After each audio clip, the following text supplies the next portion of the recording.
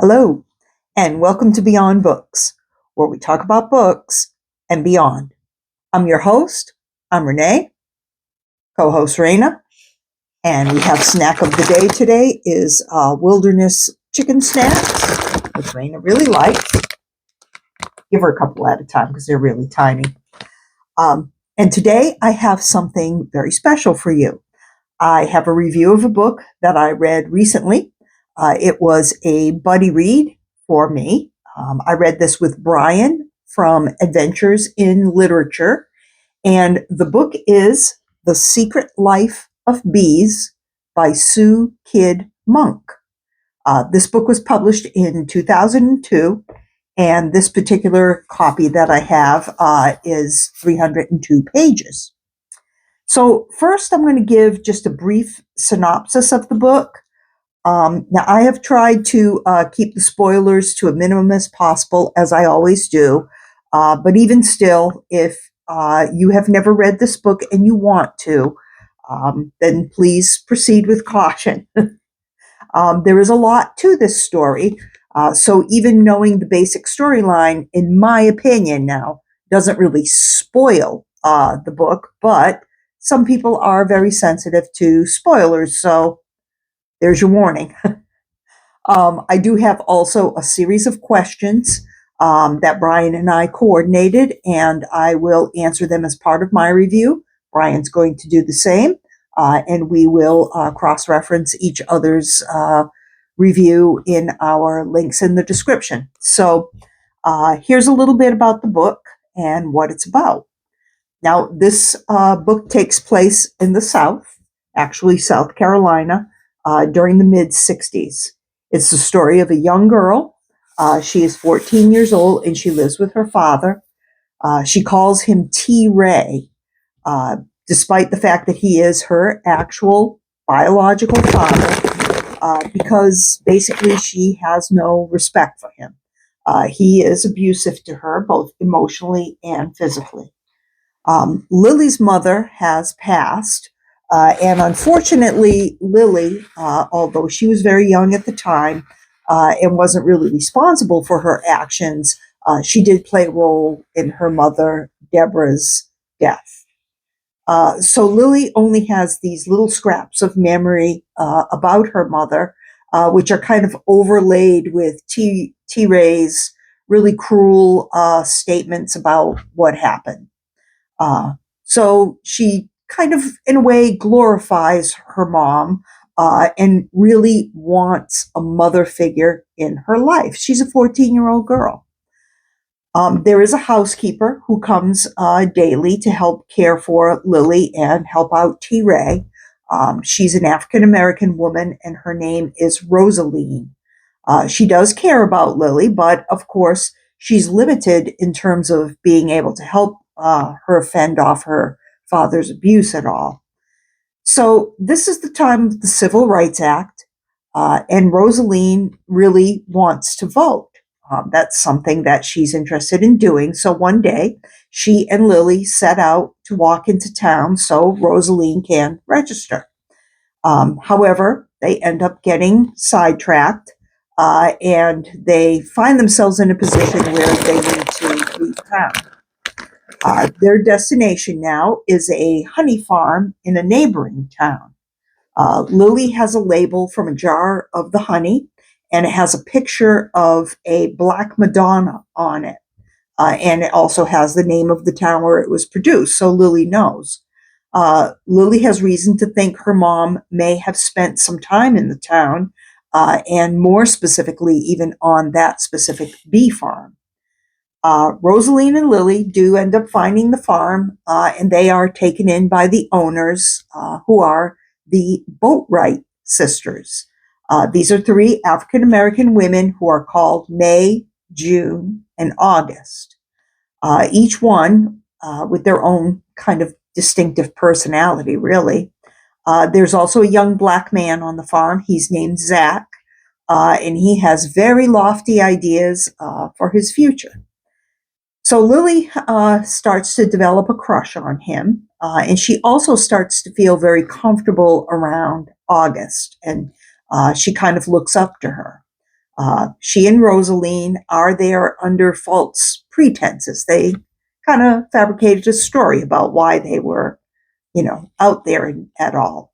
But Lily knows that eventually she'll have to come clean if she wants to ask about her mom and what anyone in the group might know about her. So that's how far I'm going to go with the synopsis. And I'm going to go now to the questions that Brian and I came up with. So the first one is, why did you choose this book as a buddy read? Now, I've seen this movie. However, I didn't really remember that much about it, except to know that I liked it. I watched it some time ago, probably when it first came out. So that was quite some time ago. One day recently, I did find this book in the Goodwill, and I looked it up to see what it was about. I needed to refresh my memory, and I decided that I wanted to read it. And it wasn't really too long after that that I saw a video of Brian's where I believe he said he was going to read it, or maybe he had that in the comments somewhere. But either way, I reached out and said, well, why don't we try this as a buddy read? And so that's what we did. We got that set up. It makes a good buddy read because, for one thing, it's a very good story, but also it has just kind of a lot of meat to it, I would say. There's great themes, there's interesting characters, there's plots and subplots. It would be a good book, actually, for an actual physical book club to discuss around a table and kind of get everyone's take on it, the old-fashioned way. It's just that kind of that type of book. So who was your favorite character in the book and why? Well, my first instinct would be to say Lily, the main character. I do love her resourcefulness, her spunk, her tenacity, and her determination. If you can't tell by my synopsis, this book will make you cry. It's emotional, and much of what you feel is the empathy that you have towards Lily. I mean, the poor girl is kind of lost in the world, and T-Ray just isn't cutting it with fatherhood. But overall, I'm going to say that my favorite character is August. She's one of the sisters, and Lily forms a special bond with her. She's very wise, she's strong, and she really listens to Lily. She gives Lily the space, but also the support and the structure she needs to start to process what has happened to her and what is happening to her as she grows up now and is ready to begin adulthood. August has been through kind of her own stuff, so she understands. Next question is, what are the themes in the book and how are they portrayed? Well, one theme definitely is racism. Lily is surprised when she meets the three sisters and even Zach, because she never realized before that Black people could be educated, own land, have their own business and their own hopes and dreams. She never really thought of liking a Black boy, or realized that she might think that a Black boy was handsome until she gets to know Zach. This is not the narrative that she grew up with. So she shows a lot of growth in the book when it comes to racism and stereotypes. Also, one of the sisters, June, is a bit prejudiced against Lily as well. She doesn't feel that the sisters really need to be responsible for a white girl, and initially wanted Lily to move on as soon as possible. Rosaline is bullied on her way to register to vote, yet she's the one that ends up getting into trouble. Another theme is the power of community. This is something that Lily lacked previously. Other than Rosaline, no one else is really involved in her life. And until she meets the sisters and Zach, that's the case. But there she comes to understand the bonds that the sisters have with each other, as well as with other members of the community. So, in that sense, they demonstrate B behavior. Um, the last theme that I'm going to mention is the spirituality in the story. Uh, this group of women revere the Black Madonna. So their spirituality centers around a female figure. And again, this is similar to B behavior. How does the setting of the novel influence the story and the characters' development? This book, again, now is set in the South in the mid 60s. And this is a time of great change with the signing of the Civil Rights Act, banning segregation in public places, and employment discrimination based on race, color, sex, religious preference, or national origin. So, as Lily is changing on a personal level, the whole nation is changing as far as promoting more civil rights. We see how excited Rosaline is to vote, and we see that Lily and Zach at the end are imagining a future for themselves together, and this wouldn't have been possible in the world previously.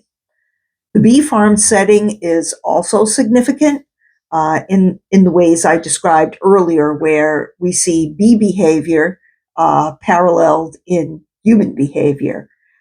So maybe the bees are onto something, right? Next question is, what role does memory play in the lives of the characters? Well, memory is important when it comes to the interactions between T-Ray and Lily. Lily does, as I said, have scraps of memory about her mother. However, she was just a toddler at that time. So T-Ray is all too happy to fill in with, his own ways of remembering things. Lily gets a different perspective from the sisters and realizes that she can make her own memory of her mother and have it be something personal and special to her. So the last question is, how do you think the author's writing style and tone affect your engagement with the story? Now, this book is written in the first person. It is told from the perspective of Lily. So it was engaging right from the start for me. But, Lily is only 14 years old, so she knows what a 14-year-old knows. And we are privy to her thoughts, which are sometimes very insightful, but at other times kind of accidentally humorous because of what she really doesn't know, what she's naive about, how she's feeling, and what's important to her. It gives actually the book a kind of youthful innocence that is very endearing. And I think that that is one of the reasons why I liked it so much. So that is my review of this wonderful buddy read, Secret Life of Bees by Sue Monk Kidd. Brian, I want to thank you so much for going on this journey with me. We picked an amazing book for our first buddy read together, and we need to do this again sometime. So please remember to like and subscribe if you haven't already. Thanks for watching, and have a great day.